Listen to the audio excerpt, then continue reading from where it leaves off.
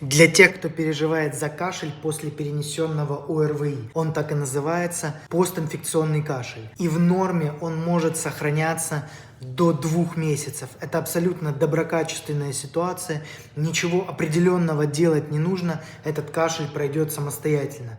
Более того, использовать различные ингаляции с бронхолитиками, особенно с гормонами, без доказанной бронхообструкции, то есть сужения бронхов, а доказывается это при помощи специального исследования, которое называется функцией внешнего дыхания с бронхолитиком.